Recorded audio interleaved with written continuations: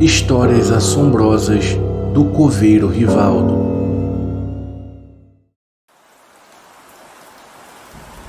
Boa noite a todos. O meu nome é Davi e sou da região do sul do país. O que eu irei contar aconteceu ao longo das décadas passadas e teve meu avô chamado Rivaldo como protagonista. Ele foi coveiro por mais de 50 anos em um grande cemitério da nossa cidade. E tudo que eu irei relatar aqui hoje é uma pequena homenagem a ele. Essas são algumas das várias histórias que ele colecionou ao longo desses anos. Naquela época, ele era jovem e sobrevivia apenas com pequenos bicos, pois não tinha emprego fixo. No entanto, ao descobrir que a minha avó estava grávida, sabia que precisaria de um emprego estável. Um dia, lendo a seção de classificados do jornal local, viu um anúncio que procurava um ajudante de serviços gerais para o cemitério da cidade. Mesmo desconfiado do anúncio, pois imaginou que não quiseram usar a palavra coveiro até mesmo para não assustar as pessoas, ele decidiu arriscar. Embora a maioria das pessoas rejeitasse a ideia de trabalhar em um cemitério, o meu avô precisava de dinheiro para sustentar sua família com a chegada do recém-nascido. Depois de uma conversa com o administrador, ele conseguiu um emprego, embora ele mesmo dissesse que não havia mais ninguém na cidade querendo a vaga. Basicamente, ele cuidaria da limpeza do lugar, abriria covas quando necessário e nos finais de semana faria um extra trabalhando como vigia noturno. Realmente, o anúncio fazia sentido. Era para todos os serviços de um modo geral. Foi assim que conheceu seu Aparecido, um dos guardas do lugar na época, que se tornou um grande amigo do meu avô. Ele era uma pessoa muito calorosa, mas todos os anos trabalhando naquele ambiente o tornaram um pouco frio, digamos assim. Quando se conheceram, o seu Aparecido desejou sorte ao meu avô e deu algumas instruções. Não toque em nada que considerar estranho de ser. Não converse com ninguém, a menos que a outra pessoa comece a conversa. Não se preocupe com pequenos barulhos, sombras e coisas desse tipo. Com o tempo, a sua mente vai começar a lhe pregar peças. Então apenas não absorva tudo e se sairá bem. Essas foram ótimas dicas que o meu avô levou consigo durante o seu tempo por lá. Naquela época, o cemitério ainda não tinha demarcações. Ele se espalhava por uma grande área doada por alguns fazendeiros locais. Então parecia tudo muito desorganizado, dizia o meu avô.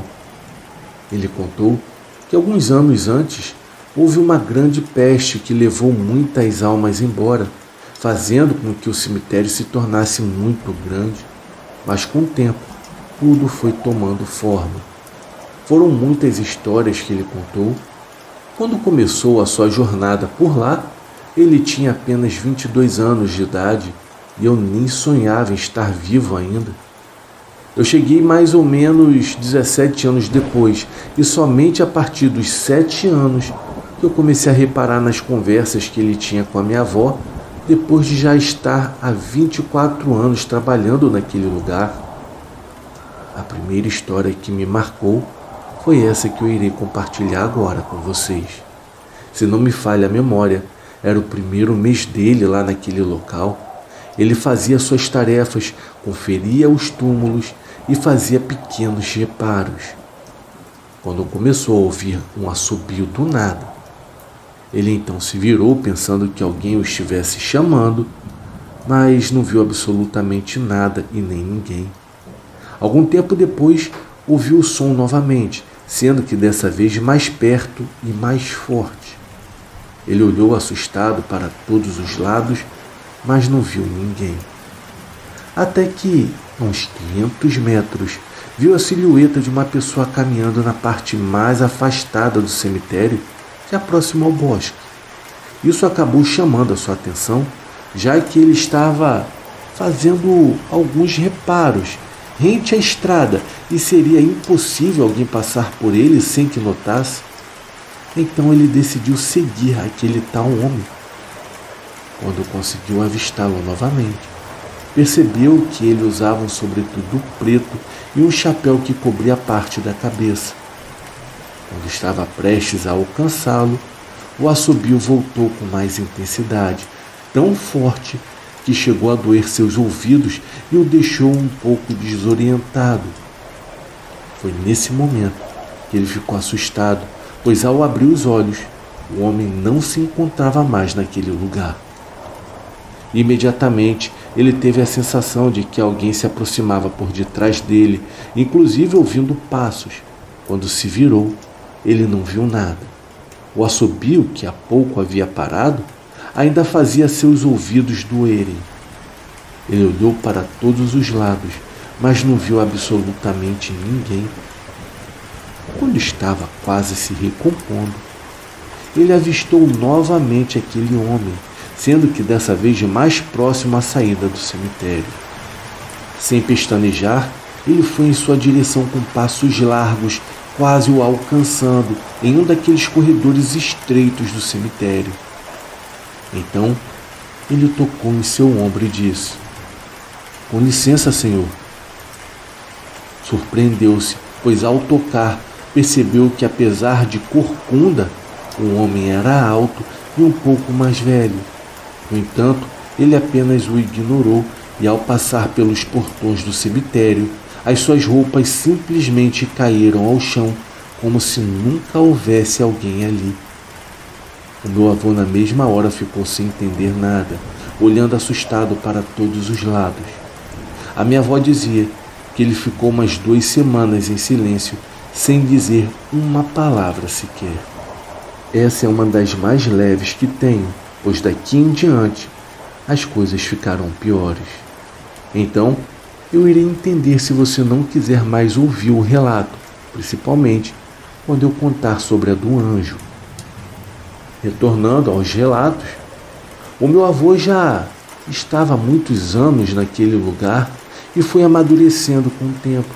Através de tudo que ele viu e vivenciou ali, esse ano, a cidade sofreu uma tragédia muito grande.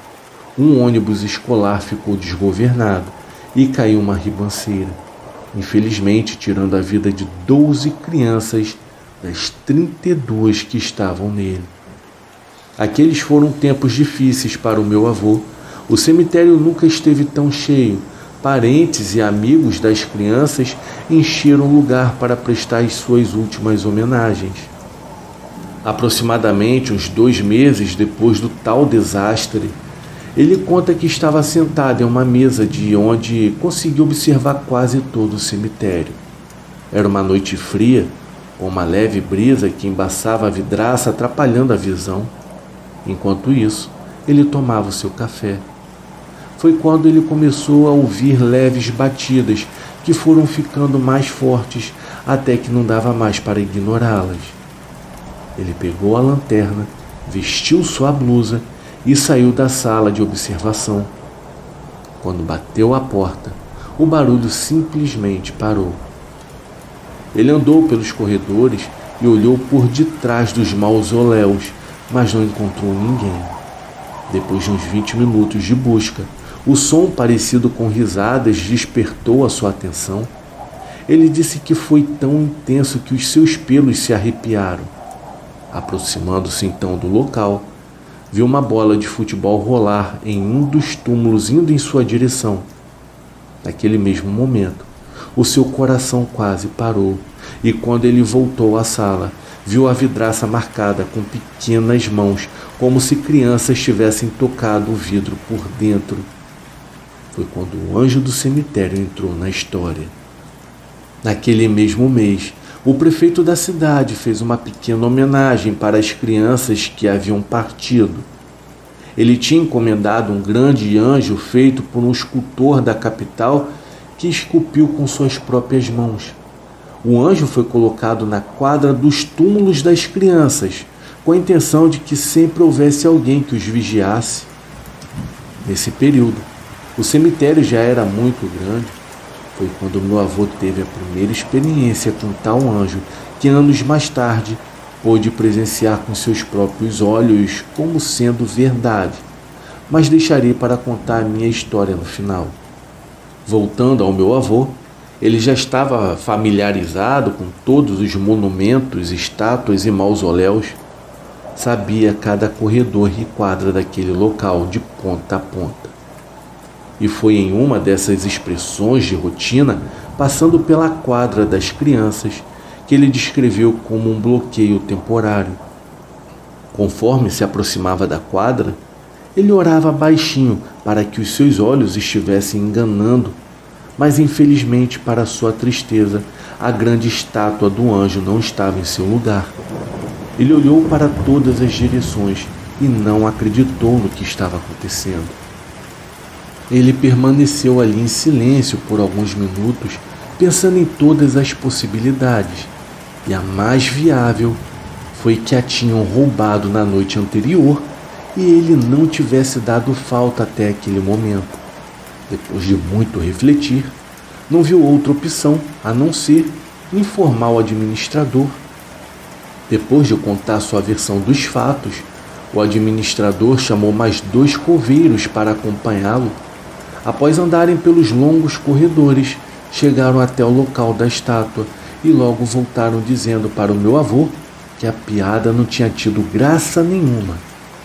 Quando se aproximou do local, lá estava ela, a linda e grande estátua do anjo, com um singelo sorriso na lateral do seu rosto, que ficava um pouco inclinada para o céu, assim como suas mãos unidas próximas ao coração. Ele nunca contou essa história para ninguém, com medo de ser chamado de louco.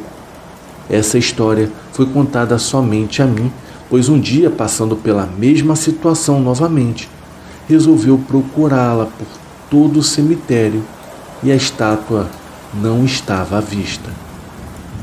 Enfim, em uma noite, a resposta para suas perguntas apareceu diante de seus olhos. Onde está o anjo quando não está em seu lugar? Bom, bem ao fundo, mais de 1 metro do muro que limita o terreno do cemitério, ele a encontrou. A tal estátua estava de costas, ao contrário da posição que sempre assumia. Naquele momento, ela parecia estar cobrindo os olhos, como as crianças quando brincam de esconde-esconde. Vendo aquilo, logo meu avô entendeu o que o anjo fazia sempre quando não se encontrava em seu lugar, pois ele havia sido colocado naquele cemitério com um propósito e, pelo visto, estava fazendo seu trabalho, assim como meu avô. Aos meus 15 anos de idade, eu podia acompanhar um pouco do seu trabalho, sua rotina e o seu respeito por aquele lugar e por todos que ali estavam. Era admirável, todos na cidade o respeitavam muito, pois o cemitério era muito bem cuidado e preservado devido a ele. Agora eu irei encerrar com uma última história e fique à vontade para acreditar ou não, mas conhecendo bem o meu avô como eu conhecia, ele não era um homem que gostava de chamar a atenção. Certo dia, eu fui visitá-lo e andar pelo local com ele. Foi a primeira vez que vi a estátua do anjo que ele tanto falava. Ela estava em seu lugar e sim, era idêntica ao que ele descrevia. Era grande e imponente, com um semblante leve e um sorriso lateral que passaria despercebido se não reparasse bem. Realmente era marcante. O meu avô teve que trabalhar e me deixou passear pelo lugar. Tempos depois, eu descobri que o que aconteceu a seguir foi quando, naquele dia, ele estava varrendo os corredores e tirando algumas ervas daninhas quando ouviu alguém chorar próximo a ele. Claro que isso era comum por lá, mas ele se dirigiu até o local apenas para verificar. Após atravessar o corredor, encontrou um jovem policial de joelhos, chorando na frente de uma humilde sepultura. Como nunca se esqueceu das regras que o seu amigo lhe disse no seu primeiro dia de trabalho, ele seguiu-as durante todos esses anos e nunca começou uma conversa, a não ser que a outra pessoa o chamasse. Sendo assim, apenas se virou e voltou ao seu trabalho. Depois de alguns minutos, esse mesmo jovem passou pelo pátio, ainda com os olhos molhados. Aproximando-se dele, iniciou uma conversa. Disse que também era da cidade, mas devido ao trabalho teve que se mudar para a cidade grande há uns 4 anos. A sepultura onde ele estava era do seu irmão mais velho, que havia falecido há uns 6 meses atrás. Desde então, ele não tinha conseguido vir visitá-lo. Enquanto falava, os seus olhos se enchiam de lágrimas e a sua tristeza era evidente. Falou um pouco da sua vida e do seu irmão, que era muito dedicado ao trabalho, mas que devido a isso, o seu casamento não durou e sua ex-mulher e filhos não o valorizavam muito, e por isso seu túmulo estava completamente abandonado. Ele mostrou uma pequena lápide de metal enferrujada e disse que viria para polir e traria de volta em algumas semanas. Ele abriu sua carteira e ofereceu algumas notas ao meu avô pedindo, por favor, que ele limpasse todo o túmulo do seu irmão. E é claro que o meu avô recusou, dizendo que aquele era o seu trabalho e que ficasse em paz, pois ele deixaria todo o túmulo limpo. O homem, por sua vez, ficou muito agradecido, mas antes de sair, virou-se e disse que logo voltaria. Bom, no dia seguinte, o meu avô começou a limpar toda a sepultura e pôde reparar que realmente estava muito abandonada. Haviam ervas daninhas por toda parte. Apenas as flores do seu irmão enfeitavam o local. A cada hora que sobrava um tempo em seu dia corriqueiro, ele aproveitava e passava lá. Em apenas 2 dias, já estava totalmente limpo.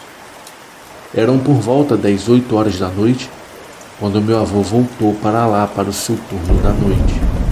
O local estava escuro.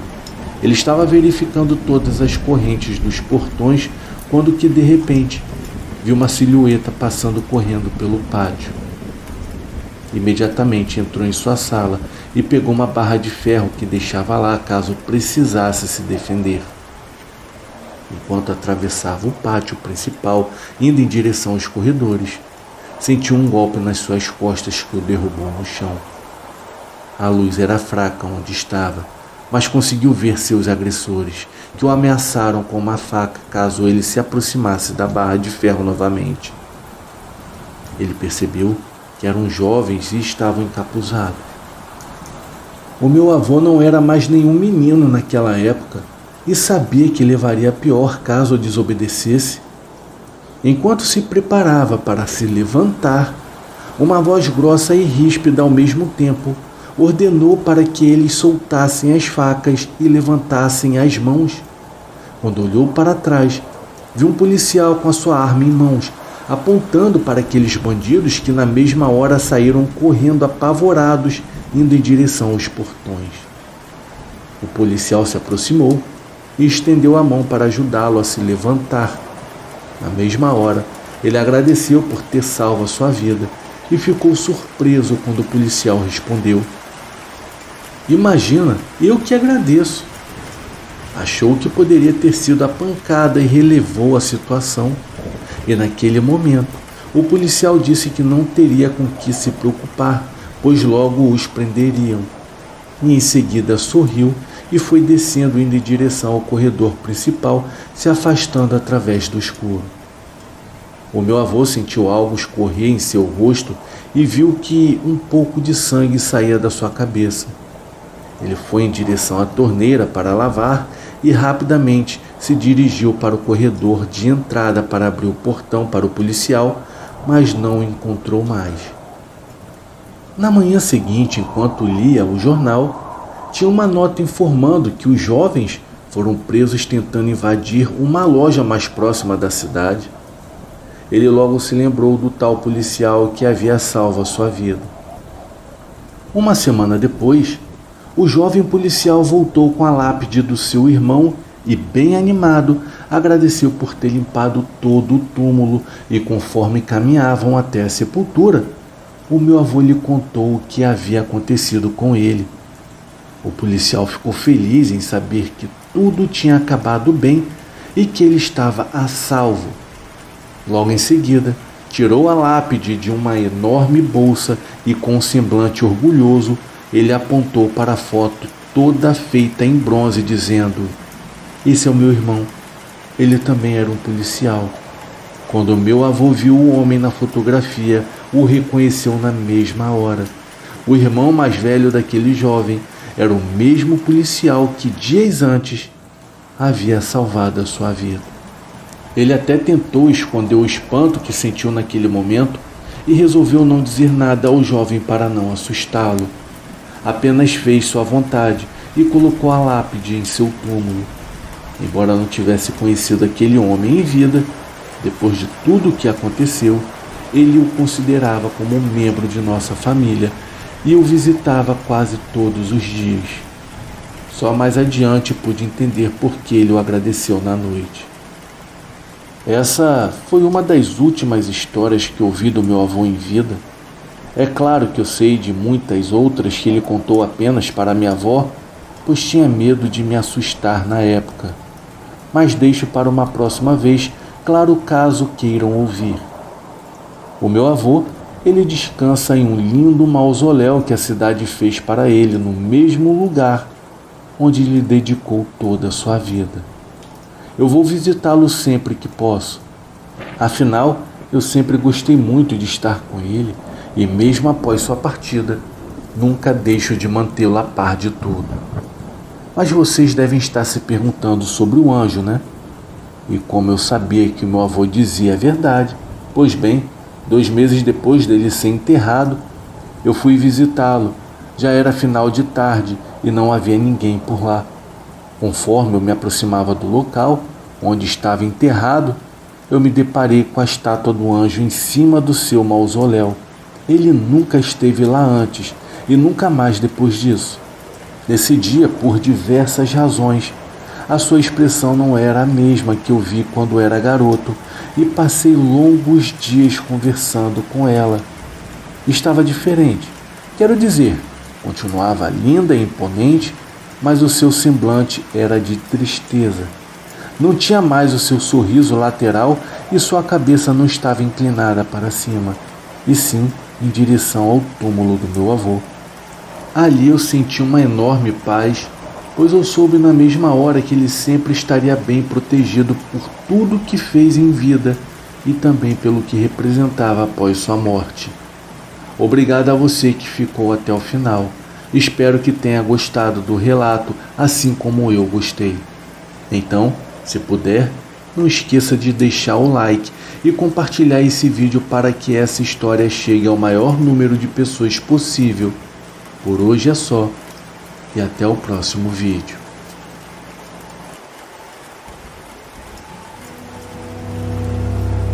A Igreja Abandonada.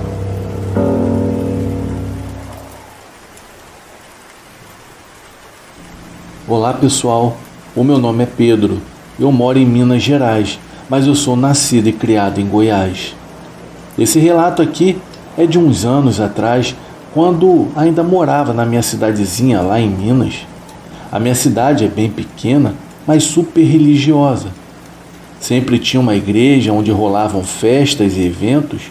O padre de lá era tipo uma celebridade. Todo mundo que nascia era batizado por ele. Mas tinha uma história esquisita antes dessa igreja, pois havia uma outra menor e mais afastada que estava abandonada e caindo aos pedaços. Diziam que antigamente havia um padre bem jovem que cuidava dessa igreja. O cara era gente boa, atencioso, gentil e muito estudado. Um dia, um homem acusou o padre de seduzir a filha dele. A reputação do padre foi para o espaço e a história se espalhou rapidinho, chegando até o bispo, que tirou o padre do cargo. O padre ficou doente de tristeza e acabou tirando a própria vida dentro da igreja. Depois descobriram que a história era mentira. A moça havia inventado tudo, mas o estrago já estava feito. Meses depois desse caso trágico, tentaram continuar fazendo cultos na igreja, mas diziam que o padre aparecia durante a noite, gritando de raiva e tristeza pelos corredores. Desde então, a igreja foi abandonada e ninguém mais entrava lá durante a noite. Nessa época, eu tinha um amigo chamado Gabriel. A gente era inseparável e adorava casos sobrenaturais. Teve uma vez que resolvemos investigar essa tal velha igreja. Combinamos então de sairmos de casa às 6 horas da tarde, quando o sol estava se pondo. O dia estava frio pra caramba, então peguei o meu casaco e fui me encontrar com Gabriel lá na igreja. Quando cheguei, ele já estava lá. Levamos lanternas e mochilas com um pouco de comida. No início eu estava bastante animado, mas eu vi aquela igreja a noite toda destruída e não vou mentir, me deu um frio na espinha. Nós entramos com uma certa dificuldade pela porta pesada e enferrujada. A igreja realmente era pequena, com bancos e candelabros ainda dentro. O altar levava até os fundos, onde uma pequena escada subia ao segundo andar, onde parecia ficar o sino. O clima era pesado, o ar estava abafado e tinha um cheiro de mofo e sujeira. Na mesma hora nos sentimos desconfortáveis, mas não falamos nada. Caminhamos em silêncio até o altar, tiramos as mochilas, colocamos os cobertores e panos no chão e acendemos algumas velas para iluminar o lugar. A sensação era bem ruim. Estava na cara que aquele lugar não era lá muito normal. Mas como a gente tinha prometido e ninguém queria ganhar fama de medroso, tentamos nos distrair conversando sobre algumas bobagens. Mas não adiantou muito, pois nossa tensão só piorava a cada minuto. Eu me sentia pior a cada momento em que a noite crescia. Esperamos e as horas foram passando devagar. Já havíamos conversado sobre várias coisas, mas a sensação de estarmos sendo observados só aumentava. Então, lá pelas 2 horas da manhã, começamos a ouvir uns barulhos muito estranhos. No início eram só pequenos ruídos, tipo o som das árvores e rangido das madeiras. Tentamos ignorar, mas depois os sons ficaram mais intensos. Ouvimos portas batendo no fundo, vindo do corredor ao nosso lado. Olhei tenso para o Gabriel e ele me disse que devia ser só o vento batendo nas madeiras velhas. Então, de repente, as velas se apagaram todas ao mesmo tempo e a gente ficou sozinho naquela escuridão. O meu coração disparou e um silêncio assustador tomou conta do lugar. Eu fiquei morrendo de medo. Já o Gabriel ficou muito nervoso e tentou reacender ao menos uma vela. Mas os fósforos se apagavam na hora, assim que ele riscava. Finalmente ele conseguiu, mas foi aí que algo muito estranho aconteceu. Eu juro por Deus. A gente ouviu claramente passos no andar de cima. Ficamos paralisados, tremendo de medo, sem dizer nenhuma palavra. Depois, os passos pararam e o sino começou a tocar. O meu coração quase saiu pela boca. Eu pensei na hora que precisávamos sair dali o mais rápido possível. E então, eu comecei a juntar minhas coisas. Gabriel também fez isso. Pegamos as coisas que havíamos colocado no chão, no caso as mochilas, e ligamos as lanternas. Então, do nada, Gabriel fechou os olhos tremendo e apontou para o corredor. Eu estava morrendo de medo, mas a minha curiosidade falou mais alto. Foi quando eu joguei a luz da lanterna para onde ele apontava e vi algo que nunca irei me esquecer. Parado lá em um canto escuro, estava um homem vestindo um manto preto de padre. Parecia ter uns 30 anos. Era muito pálido, tinha cabelos pretos e chorava muito. Ele tinha os olhos fundos que olhavam para o nada. Mas o pior nem era isso. A cabeça dele estava inclinada em direção ao ombro e no pescoço torto para o lado havia uma corda. Eu me assustei tanto, mais tanto, que gritei e quase deixei a lanterna cair no chão. E então ele começou a andar devagar na nossa direção. Depois parou, ergueu a cabeça e veio correndo até nós, parecendo flutuar no chão. Foi então que a lanterna apagou. Gabriel e eu ficamos paralisados, sem acreditar no que estávamos vendo. A sombra se aproximou e eu senti o ar ficando mais frio. Eu fiquei desesperado e comecei a bater na lanterna para ela acender. Eu estava querendo muito, mas não consegui. E quando a luz voltou, vimos o padre parado bem na nossa frente. Eu juro que nessa hora eu quase infartei. Ele se contorceu e soltou um berro e desapareceu. Foi aí que o choque passou e a adrenalina tomou conta. Começamos a correr desesperados para a saída. Quando já estávamos na porta prontos para sair, ouvimos um barulho no altar. E quando eu virei a cabeça para trás, eu vi que as velas que tínhamos apagado estavam acesas de novo. E lá no altar, a gente viu o padre todo torto de braços abertos. O rosto dele estava mais pálido que a lua, um pouco com aquele ar de zumbi de filmes. Os olhos eram vazios e ficavam me encarando. Então ele levantou a mão e apontou para mim. Eu senti uma pressão esquisita no peito, como se estivesse sendo esmagado. Eu não consegui nem respirar. O Gabriel puxou meu braço e me tirou do transe. Então corremos fora da igreja. Quando chegamos à rua, que estava completamente vazia, corremos o máximo que podíamos sem olhar para trás. Só queria sair depressa daquele lugar e chegar em casa. Quando chegamos a um lugar iluminado, Gabriel e eu nos despedimos e prometemos nunca mais brincar com essas coisas de sobrenatural. Então cada um foi para a sua casa, cansados e completamente apavorados. Em casa eu não consegui dormir porque eu ficava lembrando do rosto triste daquele padre. Coitado, ele deve ter sofrido bastante. Sofreu em vida e está sofrendo na morte. Nos dias que se seguiram, Gabriel e eu evitamos falar sobre o que havia acontecido naquela noite. A experiência mudou a gente. Nunca mais me aventurei naquela igreja e sempre que passo perto dela, eu sinto um calafrio ruim na espinha. Muito tempo depois, eu soube que a cidade estava planejando restaurar a antiga igreja. Mas com tantas histórias assustadoras em torno dela, muitos moradores temiam que a restauração trouxesse de volta o espírito atormentado do padre. Eu fiquei apreensivo, mas ao mesmo tempo esperançoso de que talvez isso ajudasse a alma dele a encontrar a paz no fim. Senti muita pena do padre, ele sofria muito ali. O rosto dele era de muita tristeza. Eu penso nisso às vezes, no quanto uma mentira pode destruir a vida de alguém. Desde então, eu rezo pela alma dele, acendo uma vela e peço a Deus para que ele seja livre dessa dor que o prende nesse mundo. Eu espero de verdade que ele encontre a paz se ainda continua lá assombrando aquela igreja. Muito obrigado ao canal por postar o meu relato. Eu desejo a todos uma ótima noite.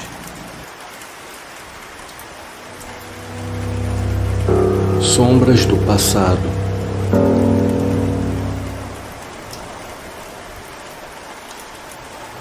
O meu nome é Débora. Eu moro no interior de São Paulo e irei compartilhar com vocês alguns acontecimentos que tiveram uma certa distância de tempo entre eles. Como são experiências curtas, resolvi reunir todas em um único relato. Vou começar pela minha infância, onde tudo começou. Além da experiência de ver OVNIs, eu também tive outros acontecimentos. A primeira experiência de que me lembro foi quando eu tinha entre 5 e 6 anos de idade. Atualmente eu tenho 34 anos. Eu lembro de ficar deitada na cama do meu quarto durante a tarde, tirando aquela soneca que a maioria das crianças faz na cidade. Quando eu acordava, me deparava com vultos brancos e escuros passando de um lado para o outro bem rápido. A cama ficava de frente para a porta que dava para a sala, e as portas da sala e da cozinha normalmente ficavam abertas durante o dia para permitir a circulação de ar na casa. Por isso, de vez em quando, eu via esses vultos cruzando rapidamente de uma sala para a cozinha.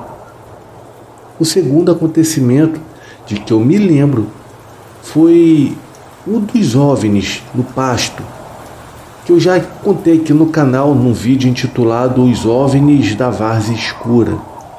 Da minha infância, eu me lembro apenas desses acontecimentos. Agora, avançando um pouco no tempo, já na minha adolescência, aconteceram outros fatos. Eu perdi o meu pai quando eu tinha 14 anos de idade e sofri bastante na época, chorando muito todos os dias. Cerca de 4 meses após o falecimento dele, eu levantei durante a madrugada para ir ao banheiro, mas eu não me lembro exatamente que horas eram. A porta do quarto estava fechada e eu estava dormindo junto com a minha mãe. Eu fui com a luz apagada mesmo, pois a sala era iluminada pela luz do poste da rua, então não estava tão escuro. Para minha surpresa, ao abrir a porta para sair, eu dei um passo para trás assustada ao ver a silhueta de um homem, como se fosse uma sombra. Ela estava parada bem na porta do quarto. A altura era muito parecida com a do meu pai. No momento do susto, eu fechei os meus olhos e aquilo desapareceu. Mesmo com medo, eu fui até o interruptor da cozinha, que era o mais próximo, e acendi a luz e fui ao banheiro. Um outro acontecimento que eu me lembro ocorreu também na minha adolescência, embora eu não me recorde da idade exata.